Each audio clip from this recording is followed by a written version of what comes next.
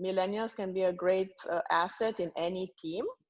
And like I said, even Gen Zs, great asset. And I do not consider it a problem. I think we should look up to them and learn from them. That's my opinion. Absolutely, and it's us, right? It's us humans, older, younger, with different experiences. I love the way you kind of approached the answer, meaning that one more tiny story, because you mentioned we grew up without computer, to encourage people to not feel hopeless, that when you think about emerging technologies, you feel that, how am I going to ever catch up to all these new gadgets? When I came to the United States, I had never seen a computer. I had never seen an ATM ever. And I did just fine. I had never even seen a credit card. And I was able to adjust. And now I'm in charge of teaching business technology in the university. So it's certainly doable. I'm a great example. So I just want to encourage everybody to not feel pessimistic when they see that a new technology is on the horizon and they have to learn to use it. Just a little story. Inspiring. And I know you're a faculty member now. I know you're interacting with your students. And where do you find the most excitement coming from? I mean, what's really on the mind? Because again, younger generations, we want them to think about, where do I get a job, right? How I'm gonna succeed in this world. But at the same time, it's new people who want to have fun. So where is this fun and games and serious business is gonna converge at some point, do you think?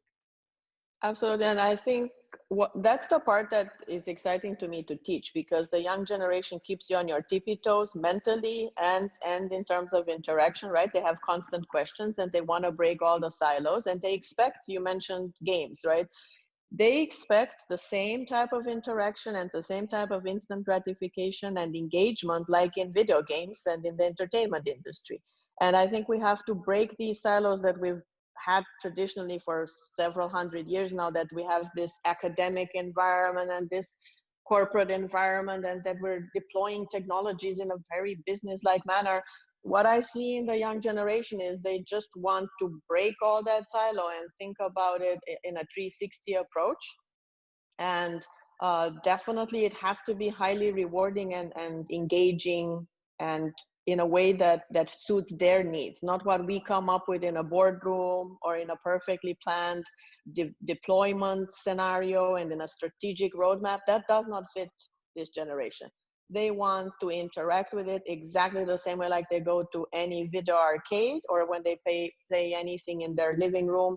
And the other part that I would say is integration with all the AR, VR, XR technologies is an expectation now. Engaging with all your senses. Just being on a screen like we are now would not be considered always too exciting, right? So I think if we had now a part where they could engage in virtual reality with us, that sounds already better. If we could have a hologram, right? If you could have me holographically appear in everybody's living room, it starts to sound very different. And as a matter of fact, there are companies that are very forward-looking who have also tried to change the way we do conferences, the way we do online teaching. There are several companies who now, even for universities, offer AR, VR, XR.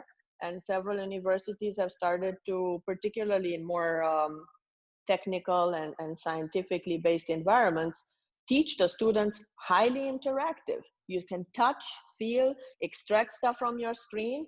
And that's what the expectation is these days. Static, one-dimensional or one sensory experience is not going to cut it anymore.